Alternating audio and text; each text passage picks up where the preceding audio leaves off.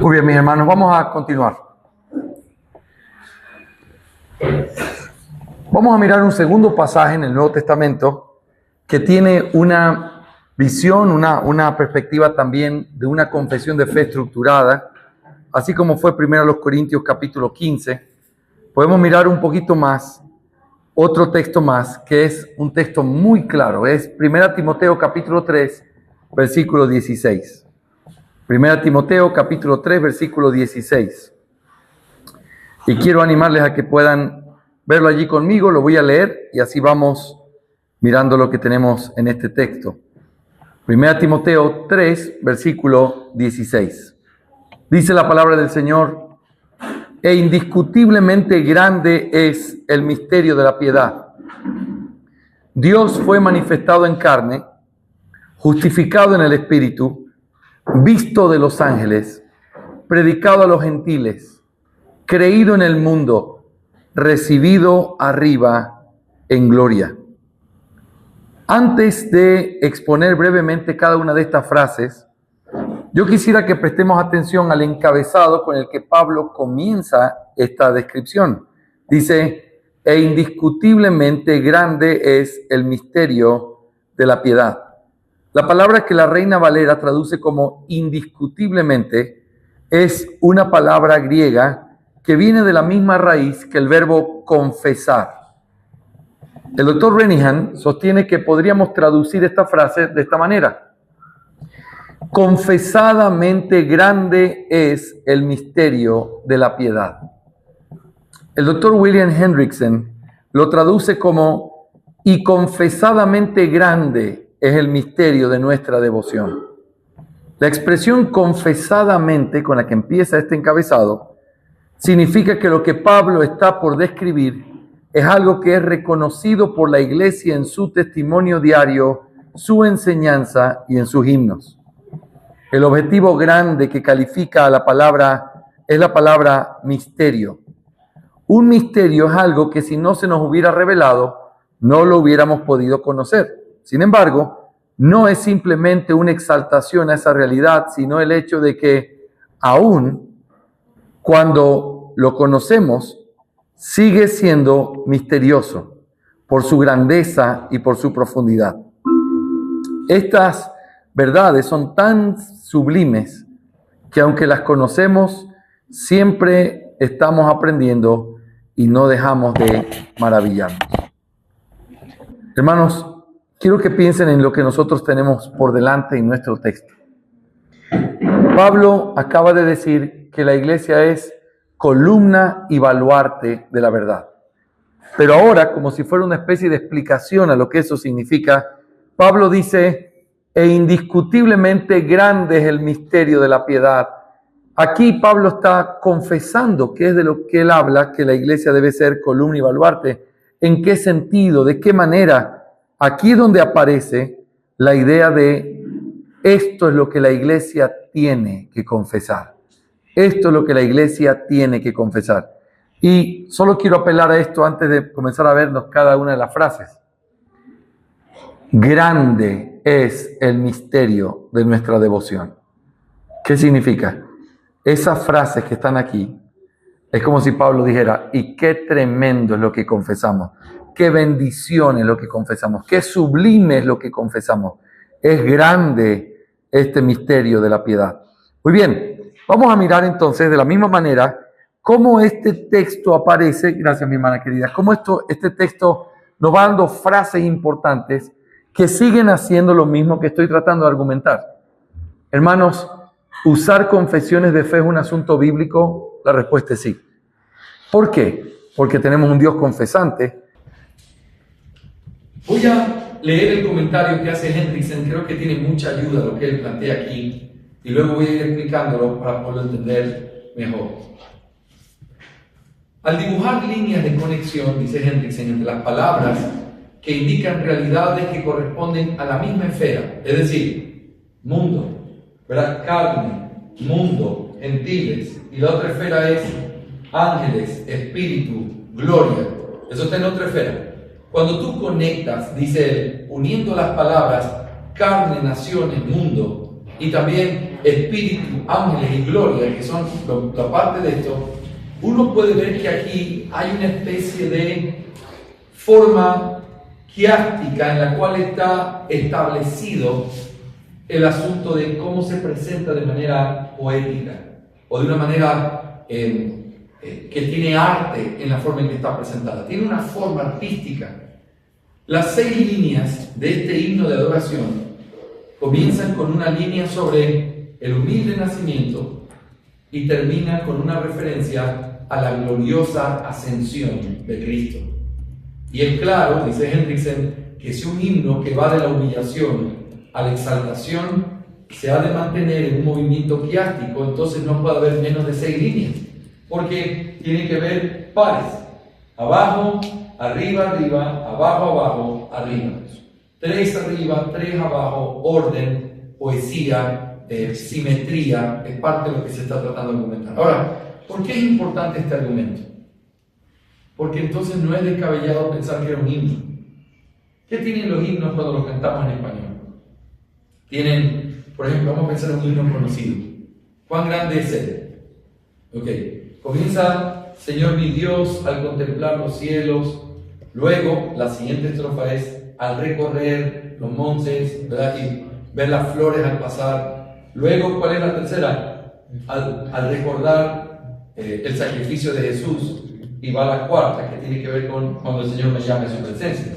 Entonces, fíjense, si uno analiza cómo está establecido, y por cierto, muchos de los himnos son así, sobre todo los antiguos, tiene Dios se revela, yo contemplo a Dios, el Hijo se entregó por mí, la esperanza que yo tengo de la gloria por causa de Él. Y yo puedo alabar al Señor por su revelación, por cómo se revela a mí a través de su revelación, por cómo se reveló a mí a través de su Hijo, muriendo en la cruz, y puedo alabarle y decir cuán grande es Él, por causa de la gloria y la esperanza futura que yo tengo. Entonces, tú dices, oye, ¿será eso casualidad? No, está hecho, pensado, de una manera en la que tú tienes un bosquejo. Yo he escuchado a veces predicaciones donde el predicador dice, voy a usar de ilustración este himno, y te muestra el bosquejo que el himno tiene. Aquí habla de cómo estaba yo antes de Cristo. Aquí habla de cómo le conocí. Aquí habla de cómo soy yo ahora que le conozco. Y aquí habla de cómo será la gloria eterna. Tienes 4 cosas perfectamente conectadas, intencionalmente, que al mostrarte una estructura, te muestran la belleza que tiene ese himno. ¿Me hago entender? Y para dejar también en la mente eso sellado, ¿no? Correcto. Y es parte del arte. Y así mismo está señalada la reflexión de que vaya abajo. Lo que pasa es que cuando algo es hecho intencionalmente, tú tienes un propósito. Y entonces los propósitos te muestran este tipo de estructura. Piensen, por ejemplo, mis hermanos, en las cosas o las excavaciones que se hacen en la selva de nuestros países. A veces dicen, encontré un templo, no sé, de alguna cultura antigua en medio de la selva. Y tú dices, ¿cómo sabes que aquí hay un templo? ¿Verdad? Se ve solo piedra y monte, pero te dice, no. Mira cómo está gastada la piedra y mira cómo se ha acomodado esto en cierta forma. Esto no es normal, o sea, no es hecho naturalmente. Esto es humanamente dispuesto de esta manera. Y aunque hoy ya no lo veamos, la forma en la que se estableció, el orden que tiene, demuestra que aquí hubo una construcción. Y tú dices, wow. Es decir, cuando tú ves una intencionalidad, una forma, una poesía, alguna belleza, tú puedes decir, aquí hay más que simplemente palabras sueltas. ¿Me hago entender? Solo estoy tratando de argumentar a favor de esto es una confesión de fe. Un himno, algo que cantaban, algo que recitaban, una especie de credo, lo que haya sido, no sé, lo que yo sí sé es, esto está intencionalmente hecho en forma de declaraciones y con cierta poesía u orden que uno puede mirarlo allí.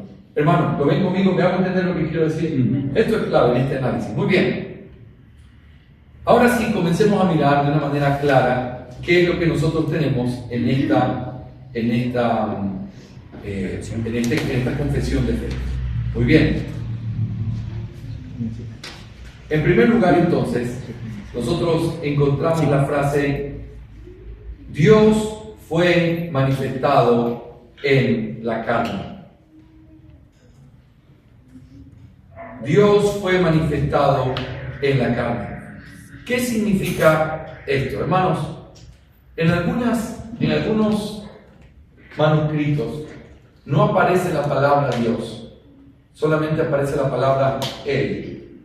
Él fue manifestado en la carne, pero entendemos que está hablando ¿de quién? De Jesucristo, porque toda la historia habla de Jesucristo, ¿verdad? Que fue justificado, visto por los ángeles, predicado, creído, el hecho de que es recibido en gloria, está hablando de Jesús. Y entonces el énfasis es, Él fue manifestado en la carne, es una referencia al Señor Jesús en su humanidad. Y volvemos a repetir todo lo que hemos visto hasta aquí. Hermanos, ¿qué implica que Él sea verdaderamente hombre? ¿Qué es lo que implica? Vamos a ver si puedo tomar la lección a estos estudiantes muy aplicados. ¿Cuál es la importancia de la humanidad de Cristo en el Evangelio y en la fe de la Iglesia? ¿Por qué cur deo homo? ¿Por qué Dios se tuvo que hacer carne? ¿Quién me dice alguna idea? Bueno, dentro de lo que uno entiende, para que alguien pudiera redimir, tenía que ser un pariente cercano. Muy bien. Y Cristo se hizo nuestro pariente cercano. Muy bien. Lo que Él no asumió, no puede redimir. Asumió nuestra naturaleza con todas las debilidades concomitantes. Así será la confesión de fe. Todas las debilidades añadidas a la naturaleza humana, pero sin pecado. Fue completamente hombre, verdaderamente hombre, cuerpo y alma, y por eso nos redimió. Si Él no toma forma humana, si Él no se hace hombre, si Él no se abraza de nosotros, no podríamos haber sido salvos. ¿Por qué los ángeles no tienen oportunidad de ser salvos? ¿Cuál sería la respuesta? Porque Cristo no se hizo ángel. Muy bien. Esa es exactamente la respuesta que da la epístola a los hebreos. Porque no se hizo igual a los ángeles, sino que tomó la forma, se hizo inferior a los ángeles y se hizo de la familia de Abraham, de los hombres que fueron escogidos de su familia. Se hizo como nosotros. Si Él no es carne, Él no nos puede redimir. Si Él no es hombre, Él no pudo morir, no podía sufrir, no podía ocupar nuestro lugar, pero Él tomó nuestro lugar, precisamente porque solo un hombre podía tomar nuestro lugar. Así que Él fue manifestado en la carne, es la repetición constante de la doctrina que ya hemos visto en otros conceptos también. Acuérdense, lo vimos en Romanos, que si confesares que Jesús es el Señor y creyeres en tu corazón, ¿qué cosa? Que Dios le levantó de los muertos. Y dijimos allí, levantarle de los muertos, ¿qué implica? Que murió. Y morir, ¿qué implica? Que era hombre. Por lo tanto, aunque no lo diga y está contenido como en nuestra comida china, allí está este concepto que aquí se hace completamente evidente. Dios se manifestó en la carne. Lo vimos también en 1 Corintios capítulo 15. Este es el evangelio que les prediqué, que Él murió por la Escritura, que fue sepultado. Y afirmamos, porque es importante hablar de ser sepultado y de morir, porque aunque no está dicho de manera directa, eso implica su verdadera humanidad. Aquí sí está directo, Dios se hizo hombre. Esa es una frase importante en nuestra fe, y el hecho de que Él se haya hecho hombre es lo que asegura nuestra salvación. ¿Sí? En segundo lugar, la segunda frase que aparece aquí dice justificado en el Espíritu. Aquí yo prefiero la traducción que hace la Biblia de las Américas, en donde la Biblia de las Américas dice vindicado en el Espíritu. Cuando se usa la palabra justificado, a veces podría tener un poco de confusión, ¿sí o no? Porque alguien podría decir, bueno, pero justificado tenemos que entenderlo en un sentido teológico. Porque si Él tuvo que ser justificado por el Espíritu, ¿cuál sería la implicación si estamos hablando en un sentido teológico? Él no era justo. Alguien lo tuvo que justificar. Ciertamente eso nunca va a ser lo que la Biblia enseña. Por eso es mejor entenderlo como vindicado. ¿Qué es alguien que es vindicado? ¿Qué es, mis hermanos, alguien vindicado? Que estaba en una posición y de alguna manera la dejó y luego fue repuesto en esa Muy bien. posición. Piensen en esta ilustración. Un hombre que es acusado aquí en la ciudad de haber matado. Lo meten preso, salen las noticias, y de pronto descubren al asesino verdadero. Ese hombre es puesto en una rueda de prensa en toda la ciudad, donde lo ven delante de todos, que tienen que estar todos, y piden una disculpa pública, y le dan incluso una recompensa económica. Vamos a pensar en un mundo perfecto, que eso no sé si pasa aquí ni en mi país, pero vamos a ilustrarlo así. Y entonces, un mundo posible. La idea es, ese hombre que fue puesto en un lugar de descrédito, bajo una acusación, es vindicado o puesto en un lugar correcto de honra por causa de la justicia que se hace en este caso que estoy dando. Piensen en qué sentido el Espíritu vindicó al Señor Jesús. Yo tengo aquí alguna respuesta muy importante. Resucitando. Muy bien. Porque era imposible que la muerte lo retuviese por cuanto no había pecado. Es correcto. Pero, eso es muy correcto. En vida, fue vindicado por el Espíritu. ¿Qué tal esta frase? Te vamos a matar. El Señor mira y dice, ok, ¿por cuál de mis obras me van a matar? Porque ellas son las que dan testimonio de mí. No te matamos por obra, sino por blasfemia. Él no podía ser acusado por las cosas que hacía, porque lo que hacía testificaba que Dios estaba con él. Hay un episodio que es bien importante recordar. Bajan ese hombre cuadripléjico delante del Señor. El Señor está allí y ve y sabe lo que estaban cavilando todo en su mente. Y le dice a ese hombre, hijo, tus pecados te son perdonados. Tremenda controversia esa mujer. La gente comenzó a pensar por él. ¿Quién se cree este que cree que puede perdonar los pecados? ¿No sabe que solo Dios perdona los pecados? Y él sabía lo que ellos estaban pensando. Y entonces dice el texto, y sabiendo lo que pensaban, le dijo, para que sepáis que el Hijo del Hombre tiene autoridad para perdonar los pecados en la tierra. Le dijo, levántate, toma tu lecho y anda. ¿Y qué pasó después de eso? Se paró y se fue a su casa. La gente que estaba allí escuchó una frase que le causó conflicto porque no podían entender que alguien dijera tus pecados te son perdonados. ¿Quién eres tú? Pero cuando él hace el milagro, él demuestra que lo que está diciendo es completamente verdadero. Para que sepan que el Hijo del Hombre tiene poder en la tierra para perdonar los pecados, le dijo, levántate, toma tu lecho y anda. El propósito de los milagros es un propósito de vindicar al mensajero que lleva su milagro. ¿Se acuerdan ustedes de Moisés? Cuando está parado allí y le dice, ve y rescata a mi pueblo y haz esto, y de pronto le dice, normalmente ahora uno tendría esa duda, ¿y cómo me van a creer que tú me enviaste? ¿Qué les voy a decir? Dame tu nombre por lo menos, dile que yo soy el que soy, te envío. Ya, sí señor, está bien, pero ¿cómo me van a creer? Y allí es donde le dijo, ¿qué tienes en tu mano?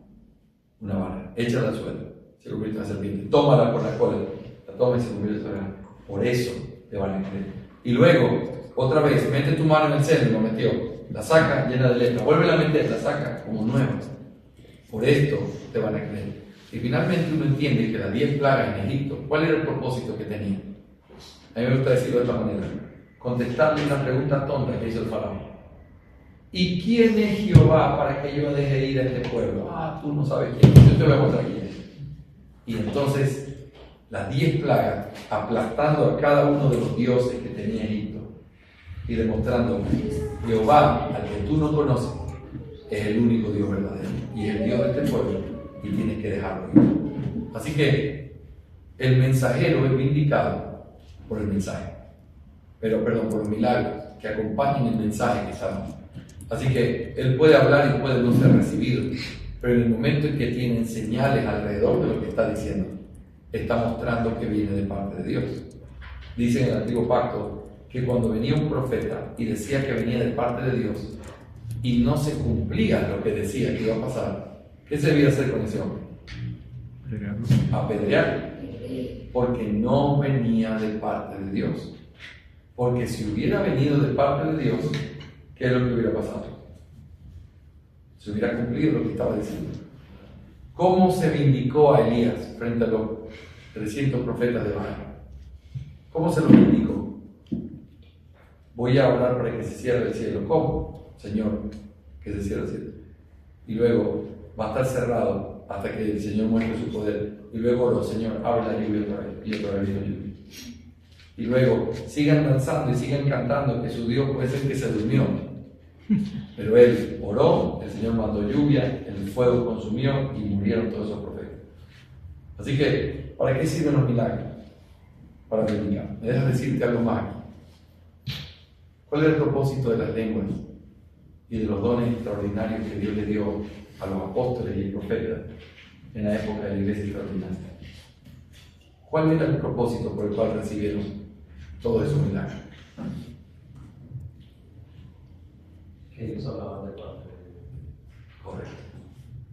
Que ellos venían de parte de Dios. La marca era la muestra de que Dios estaba con ellos. En Hechos capítulo 8 y capítulo 10 también se habla en lenguas. Y en Hechos capítulo 10, que es muy interesante porque es cuando se predica a los gentiles por primera vez, Pedro está predicando y de pronto esos hombres comienzan a hablar en lenguas. Cuando los judíos que estaban allí, todos escépticos, vieron que ellos comenzaron a hablar en lenguas, se dieron cuenta que el Espíritu Santo estaba en ellos y que Dios le había dado salvación a los gentiles, así como a los judíos. Cuando se arma el concilio de Jerusalén en Hechos 15, esos mismos judíos, un poco escépticos al principio, son los que dieron testimonio y dijeron: Dios ha querido concedernos a nosotros el arrepentimiento, así como a ellos. Entonces, esos conceptos son claves, porque las lenguas, las señales, las profecías, lo que hacían era indicar a aquel que venía de parte de Dios. En nuestro pasaje se habla de Jesucristo y vemos cómo fue vindicado por medio de los milagros y todo lo que Él decía hacer. Él es quien decía ser y fue ratificado, justificado, vindicado por las obras que acompañaban su ministerio.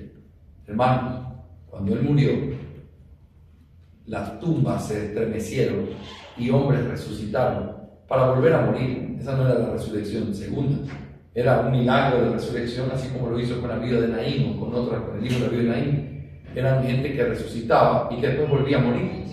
Pero el hecho de que muera Él y que al morir se estremezca la tierra, se rompa el velo, hombres resuciten, eso mostraba que lo que Él decía era cierto. Por eso no nos agarra de sorpresa cuando dice que el centurión mirando a los leones dijo: este verdaderamente era el Hijo de Dios. ¿Cómo lo supo? Porque vio las señales que indicaban lo que Él decía.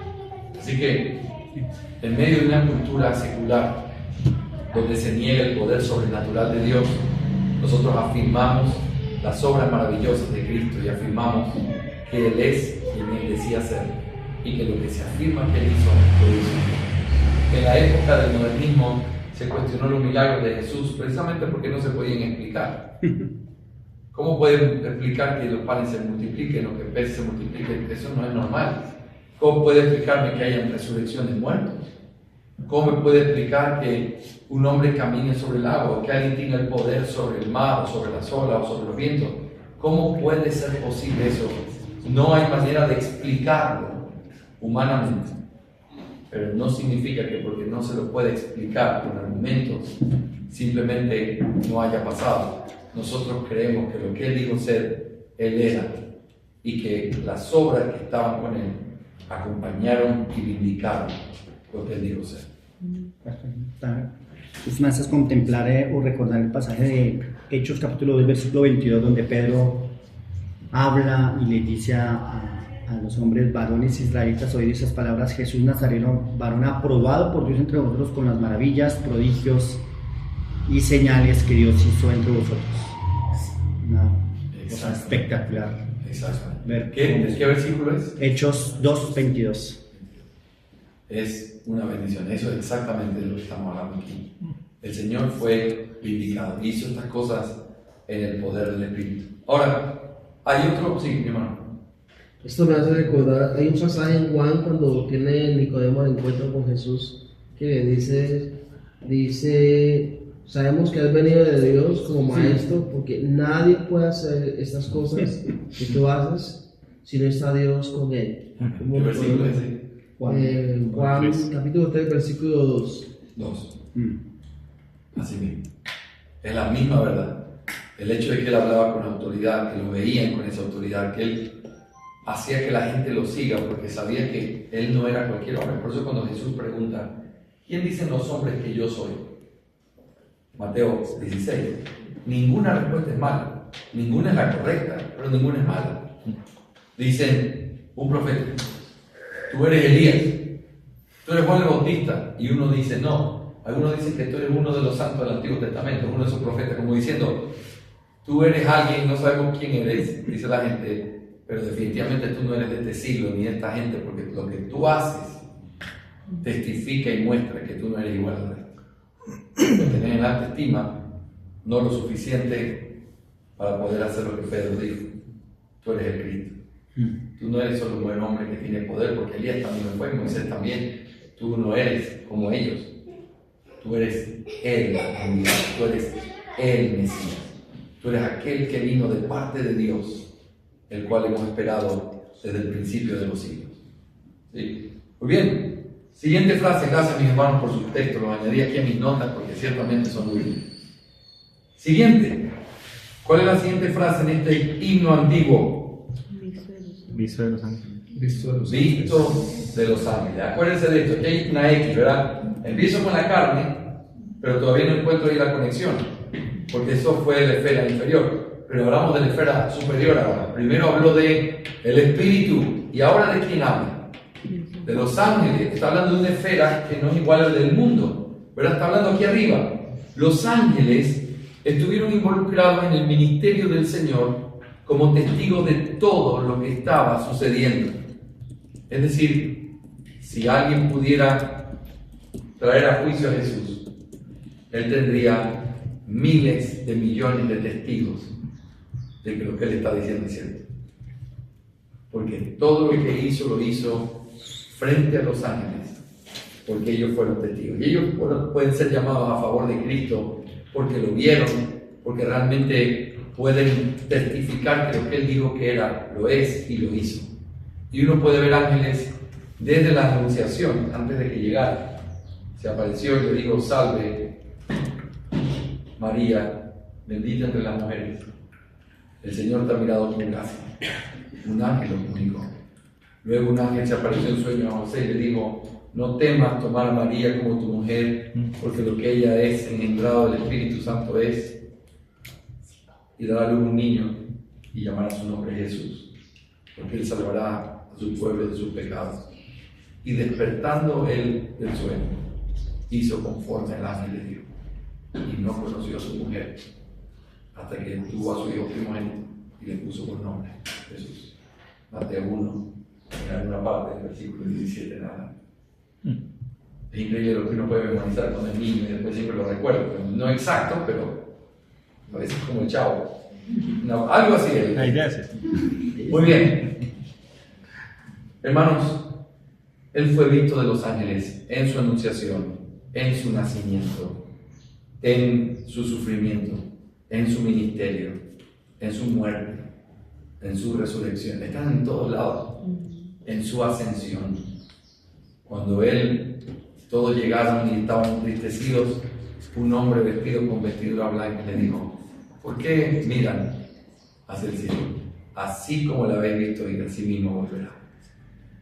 Qué precioso testimonio. Ellos saben, ellos lo vieron hace muchos años.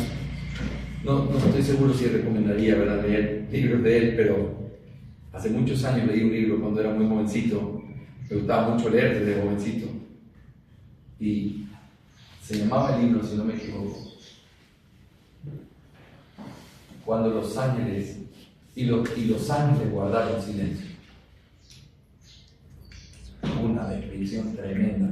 Era un libro de un pastor americano y él describía de una manera muy preciosa, muy buen escritor, cómo era cuando llegó el momento del cumplimiento del tiempo. Y es como si entre ellos se codearan diciendo: los ángeles no tienen codo, eso lo puedo decir a Pedro. Oye, ya llegó la hora. Y entonces el Hijo de Dios, traspasando los umbrales de la eternidad.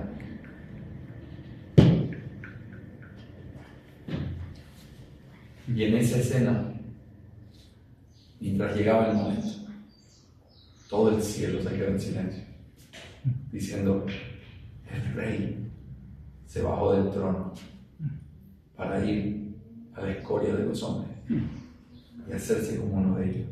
Y entonces todo el libro mostraba cómo los ángeles vieron la escena, a veces atónitos, sin entender, y a veces diciendo: no entendemos lo que hace.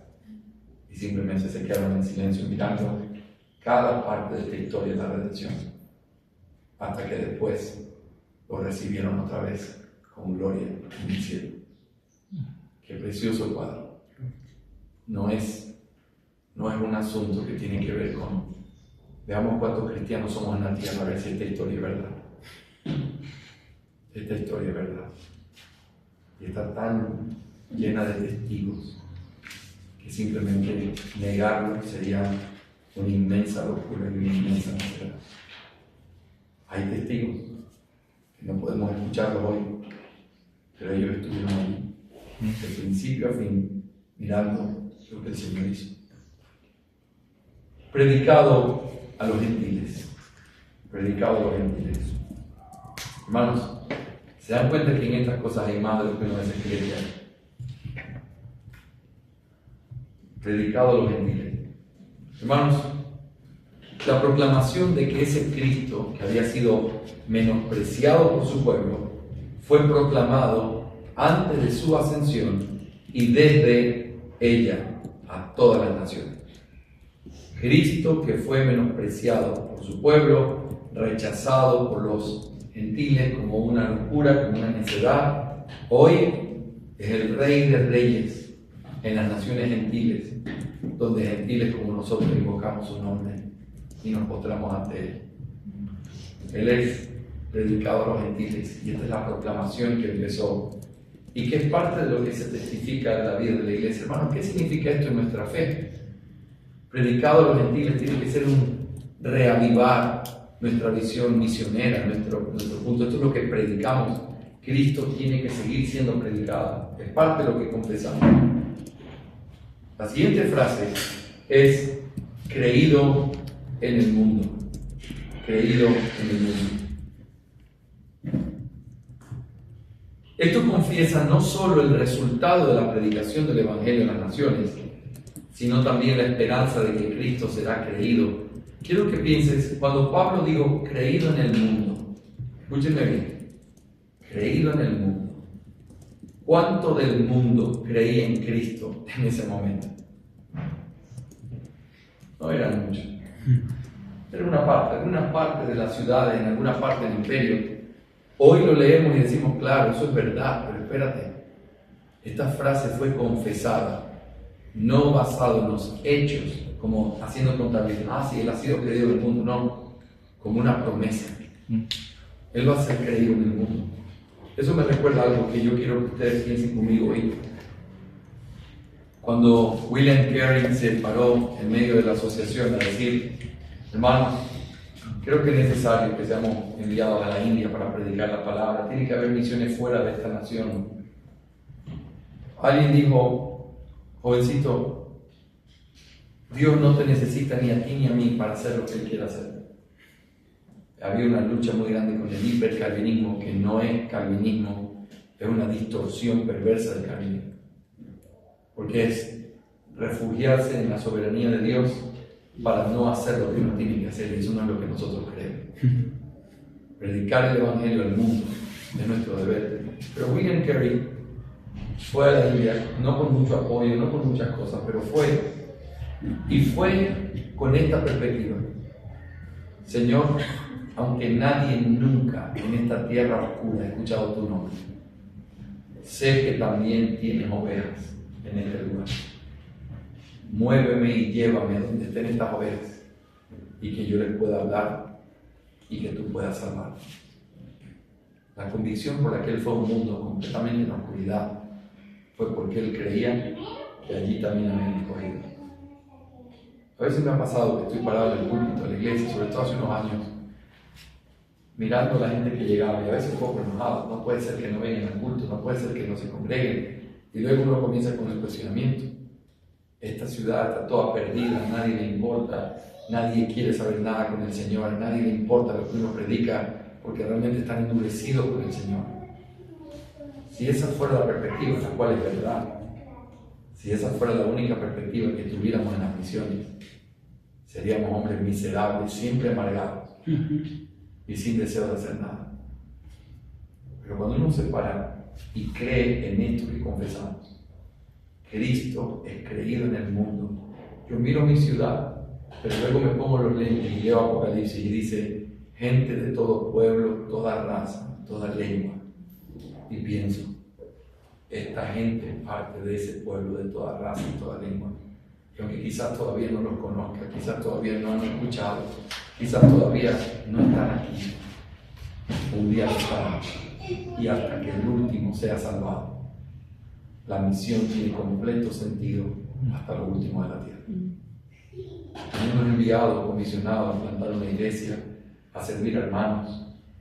No podría tener el temor de decir, es que son tan duros, es que es una cultura tan difícil. Y no dudo. Estoy trabajando con algunas iglesias hispanas en Europa y la cultura es difícil. Y está completamente materializado y todo es dinero. Pero Cristo también tiene ovejas ahí. Y de hecho, las ha ido salvando. No hay un lugar de la tierra que esté en tal oscuridad donde no haya ovejas de Cristo a las cuales ir a rescatar. No importa dónde pide. Yo estoy muy bien con lo que la gente quiera decir de cómo Dios se está moviendo y ahora usando el sur del mundo. No hay problema. Pero el norte sigue necesitando. Y seguimos necesitando predicar la palabra y enseñar con vehemencia. Porque Cristo es creído en el mundo, aunque todavía no se ha creído en esta ciudad o el lugar donde tú vayas. La promesa es, pero lo será. Un día la tierra estará llena del conocimiento de Jehová, como las aguas cubren el mar, y los hombres conocerán al Señor. Y el mundo será un mundo donde solo hay creyentes. Eso será en eternidad.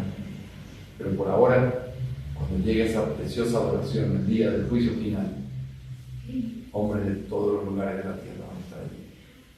También de esta ciudad, también de las ciudades donde nosotros somos, de todas las partes del mundo.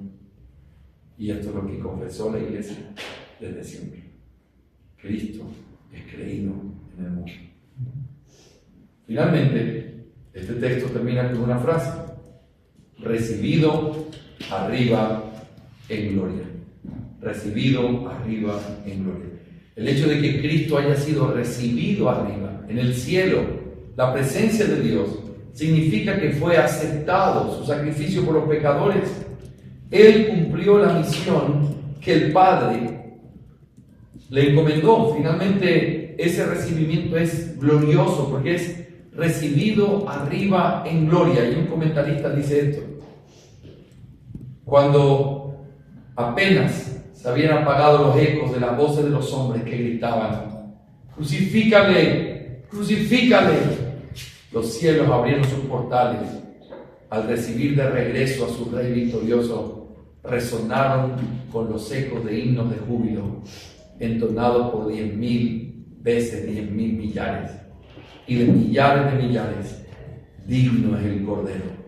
Ciertamente, dice este comentarista, Él fue recibido en gloria. Hermanos, qué preciosa realidad. El Señor fue recibido en gloria y es lo que testifica nuestra esperanza, nuestra certeza, nuestra tranquilidad y gozo de saber que realmente un día nosotros seremos recibidos también por causa de Él. Hermanos, esto es con respecto a este texto precioso. Lo que estoy tratando de hacer es tomarme el tiempo para mirar con mucho cuidado y detenimiento el hecho de que cuando hablamos de confesiones de fe, no estamos hablando de nada nuevo. ¿De qué hablamos?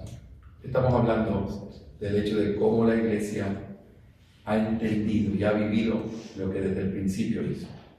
La verdad de Dios es clara y la verdad tiene que ser proclamada.